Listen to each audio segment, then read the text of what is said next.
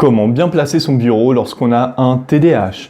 Bonjour et bienvenue dans cette nouvelle vidéo. Il y a quelques temps, je suis tombé sur une vidéo d'une personne qui expliquait aux autres comment bien placer son bureau, comment placer son bureau de façon optimisée pour améliorer son niveau de productivité. J'ai trouvé cette vidéo assez intéressante, mais le seul problème, c'est que tous ces conseils étaient très bien pour les personnes n'ayant pas de TDAH, mais si une personne qui a un TDAH tombait sur cette vidéo et qu'elle appliquait les conseils de cette personne, eh bien, ses résultats ne seraient pas les résultats qui étaient espérés lorsqu'elle a regardé cette vidéo. Car les conseils que donnait cette personne dans cette vidéo n'étaient absolument pas adaptés aux personnes ayant un TDAH. Donc moi, depuis quelques mois, je passe la plupart de mon temps assis derrière ce bureau à travailler et j'ai pu remarquer qu'il y avait quelques détails qui faisaient que j'étais plus concentré et plus apte à maintenir mon attention sur une longue période.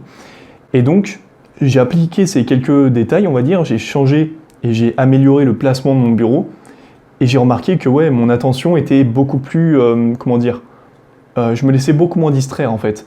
Et donc, dans cette vidéo, je souhaite partager avec vous tout simplement les conseils que j'ai mis en place, que j'ai appliqués pour moi et qui ont bien fonctionné.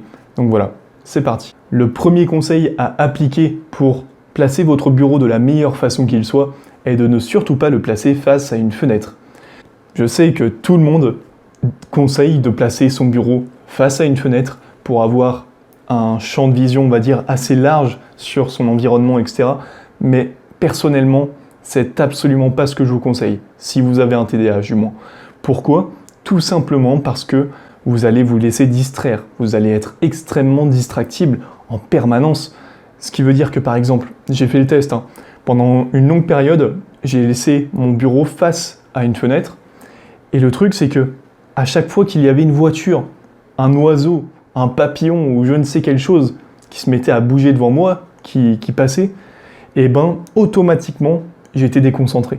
Après, le temps que je mettais à me reconcentrer, à me remettre dans ma bulle, tous ces petits temps en fait à être déconcentré puis à me reconcentrer, cumulés, et à la fin de la journée faisaient que j'avais perdu une énorme quantité de temps que j'aurais pu mettre dans du travail, d'accord? Mais qu'au final, je n'ai mis un petit peu nulle part. Donc voilà. Surtout, ne placez pas votre bureau face à une fenêtre. Je vous recommande en revanche de faire tout le contraire, donc de placer votre bureau face à un mur et dos à une fenêtre, pour tout simplement ne pas être distrait par ce qui se passe dans votre environnement extérieur, mais pour être à fond dans votre truc. Donc, devant vous, vous mettez, vous placez votre bureau de façon à être devant un mur, à être face à un mur, et ensuite, vous laissez un espace, si vous le pouvez évidemment, vous laissez un espace entre le mur et votre bureau, pour pas être collé au mur, d'accord, pour ne pas avoir un mur blanc qui soit directement devant vos yeux. Il faut quand même laisser un espace pour que ce soit tout simplement plus agréable pour vous. Par contre, essayez de ne pas mettre d'éléments qui vont être tout simplement mobiles en fait, devant vous, en arrière-plan. Il faut qu'en arrière-plan, vous mettiez des éléments, si vous en mettez, il faut que les éléments soient immobiles, donc que ce soit des éléments fixes. Le second conseil à appliquer pour placer votre bureau de la meilleure façon qu'il soit est d'installer une affiche, une pancarte, un tableau qui soit motivant et inspirant pour vous. Le fait d'avoir un objet ou un tableau qui soit inspirant et motivant pour vous va faire en sorte que vous allez être motivé sans pour autant être distrait lorsque vous allez le regarder, d'accord? Ça ne va pas être un objet qui va vous distraire, qui va vous perturber lorsque vous allez être concentré sur votre travail. Ça ne va pas être comme une fenêtre, par exemple, ou une voiture qui passe.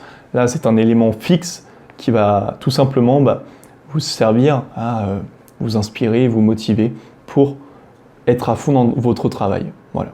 Le troisième et dernier conseil à appliquer pour placer votre bureau de la meilleure façon qu'il soit est de placer votre bureau dans une pièce qui soit dédiée au travail. Cette pièce doit être la plus épurée possible, ce qui veut dire que vous devez éliminer toutes les distractions qui sont présentes dans cette pièce pour ne laisser que les objets, que ce dont vous avez vraiment besoin pour travailler.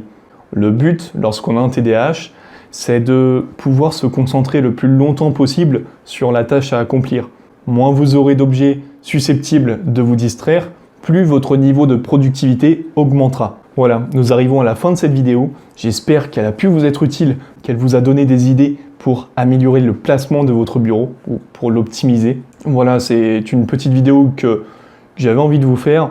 Elle ne va pas apporter énormément de valeur, j'en ai bien conscience, mais c'est une vidéo voilà, qui me tenait à cœur parce que c'est vrai que quand on a un TDAH, c'est plein de petites améliorations en fait et plein de petites adaptations qui sont à mettre en place au quotidien. Si cette vidéo vous a plu, n'hésitez pas à vous abonner.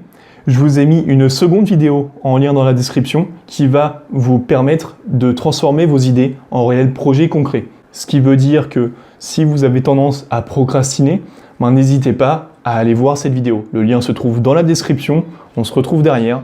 Je vous remercie pour votre attention, à très vite. Ciao.